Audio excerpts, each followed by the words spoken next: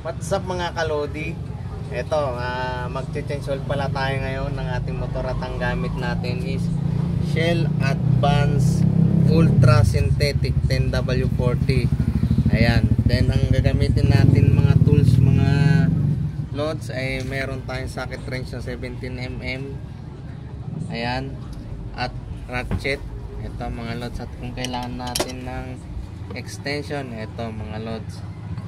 Then para sa pampasikip at iwas lost thread ng ating drain bolt, ito torque wrench mga loads. Yan, para iwas lost thread ng ating drain bolt mga loads. Una natin gagawin mga loads, tanggalin muna natin tong, yan, tanggalin muna natin tong takip dito, yan yung dipstick. Yan, medyo malapot-lapot na siya, kaya kailangan palitan.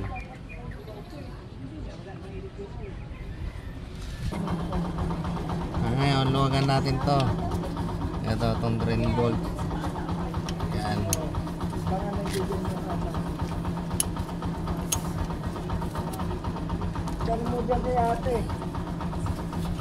Yan, maluwag na. Nilusok natin dito. Yan.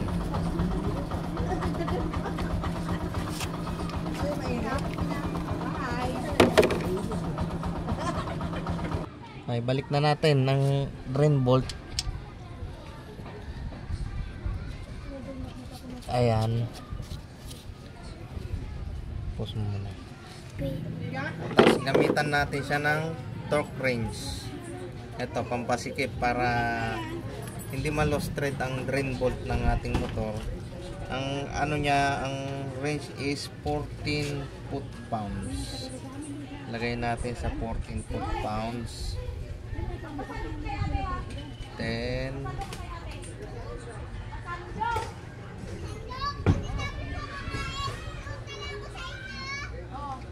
dagdagan natin ng isa, gawin natin 15 mga loads para sure na ano ito. Yan, 15 foot-pounds mga loads ang torque ng ating gagawin. Yan, torque na natin.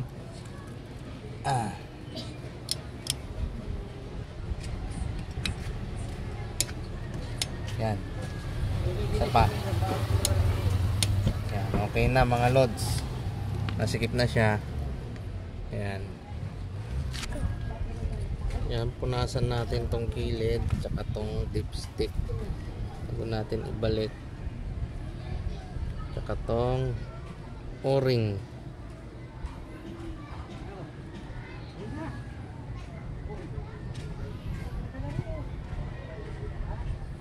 Tapos itong gilid-gilid niya, importante mapunasan. Balik na natin itong o-ring.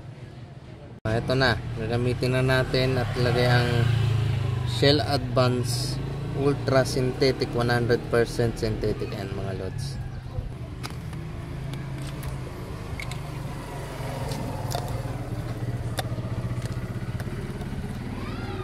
Dito.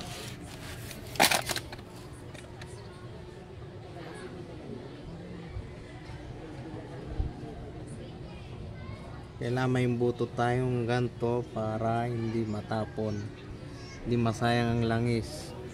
Mahal itong langis na to, nagkakalaga to ng 500 plus. Yan, nasa 500 plus to mga loads. Patuluin natin maigi. Sayang ang 500.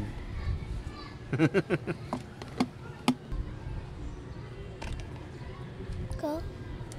Laglag. Ano natin? Ang pagtakip na ito mga load is hand tight lang.